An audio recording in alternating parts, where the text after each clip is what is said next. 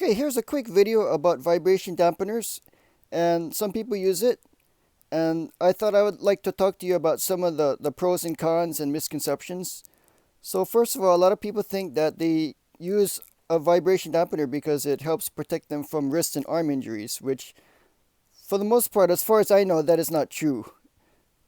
It's this little rubber thing is not enough to kill all the shock that would cause your arm and wrist injuries. What it really does is it kills the sound of, or it changes the sound of when the ball hits the racket. And, it comes down to if you like that sound or not, then I guess it's okay to use it. But other than that, there really are no other advantages. In fact, there are some few disadvantages. And one of the first disadvantages is that when you use vibration dampeners, you tend to hit the ball a little bit higher than the sweet spot. Now, why is that? Well, let me explain. When you hit the ball, your eyes do not see the racket. You're looking at your opponent, you're looking at the other side of the court. You're not looking at where you hit the ball. So, the only thing you have is the sound of the ball being hit. Your brain listens to the sound of the ball, and it knows, or it should know, the difference between hitting on the sweet spot and hitting on the outside of the sweet spot. The sound should be different. However, when you put a vibration dampener on, it kills the sound. It changes the sound to the point where it becomes much harder for your brain to decipher whether you hit the ball or not. And that's kind of a bad thing because you want to know if you're hitting the ball properly in your racket. Most of the time, the sweet spot is right here. So ideally, you want it to hit here.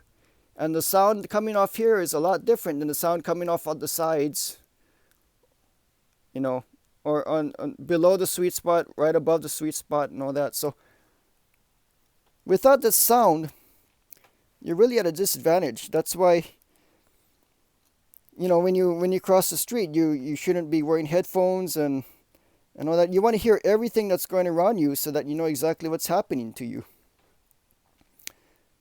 So that's one thing you should be aware of. Another thing is that when you look at your racket, you tend to measure the distance between the bottom of the frame to the top of the frame.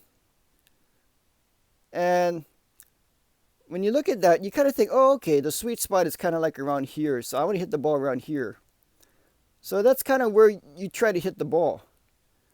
However, if you put a vibration dampener here, unconsciously sometimes, your brain starts to measure the distance between here to here, and then it thinks the sweet spot is around here.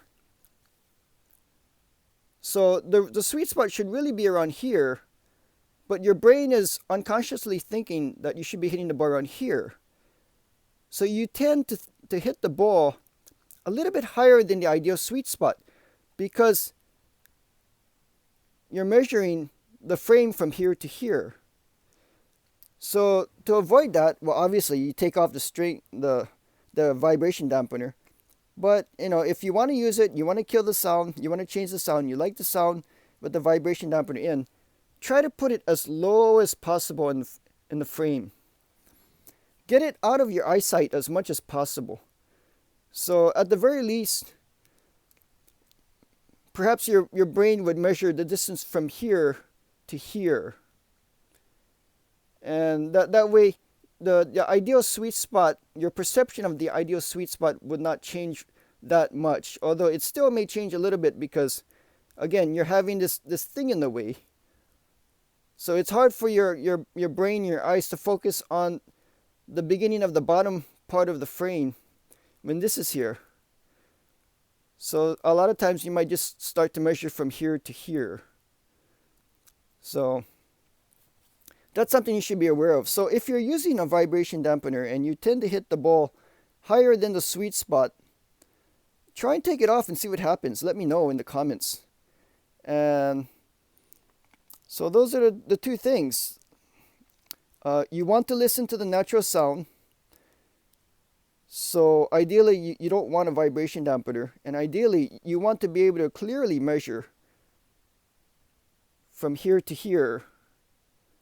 So you don't want anything in your sight of vision that may distract you from measuring properly from the bottom to the top of the frame. Anyway, let me know if this has helped and write in the comments if you agree or disagree. Hope to see you again.